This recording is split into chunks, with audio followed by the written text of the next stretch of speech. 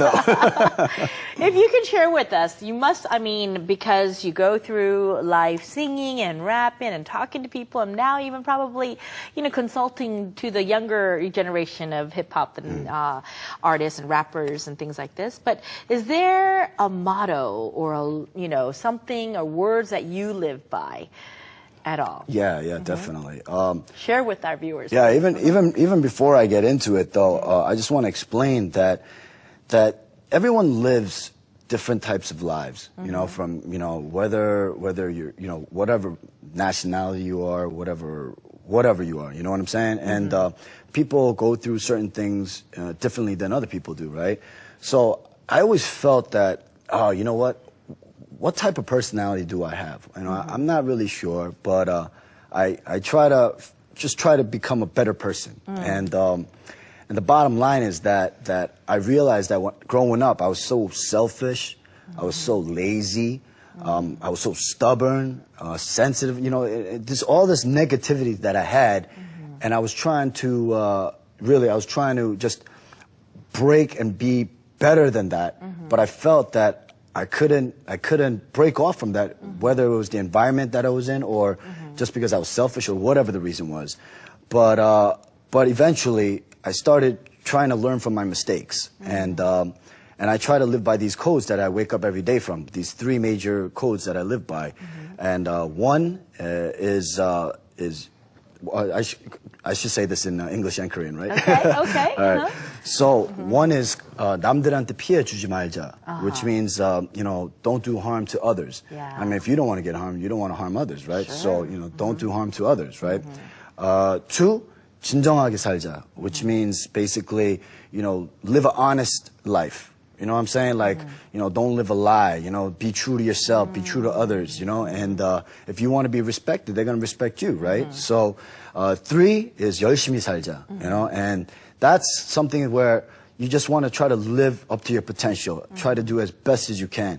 And by following these codes, it really makes me feel like, I'm a better person, or at least, really tries to make sure that I don't make stupid mistakes along the way, or just makes the same mistakes. Yeah. I mean, no matter what, we're all the same. We're all human beings. That's right. And we're genetically built to make mistakes. So no one's perfect. Don't ever think that, oh, this person's got a lot of money, or this person is so popular. You know what? You're the same level. You know what I'm saying? Right. It's just.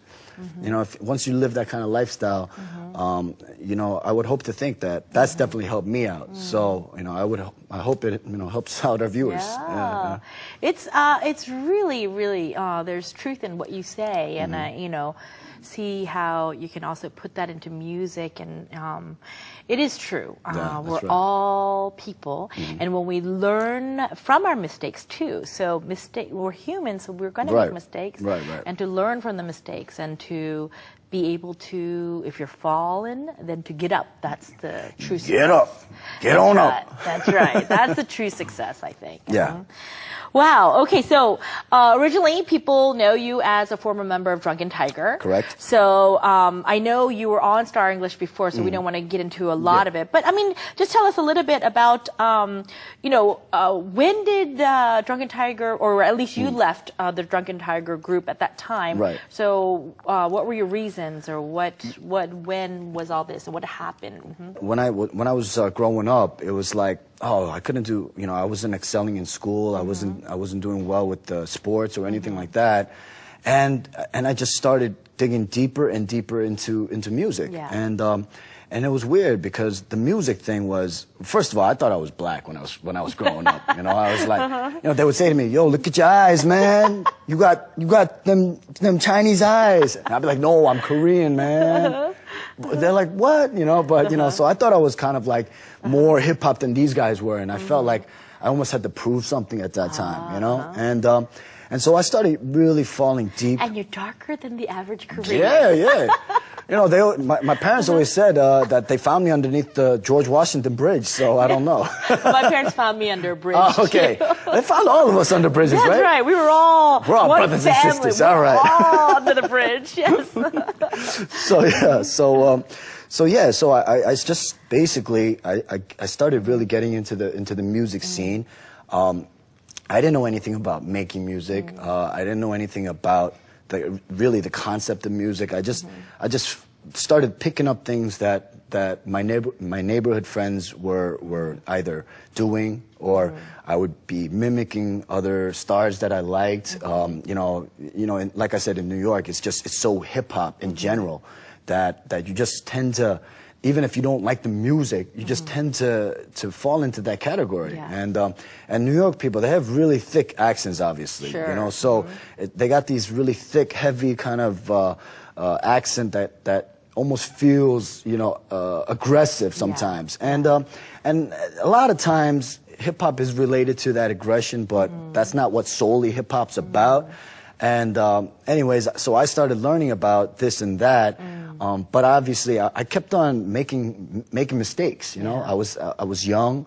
I thought I was the boss. I thought I was a player. You know, go on. You know, doing my dance moves. You know, go. You know what I'm talking about. Everybody did that, but you know, but yeah. So I was like, I was in my own world.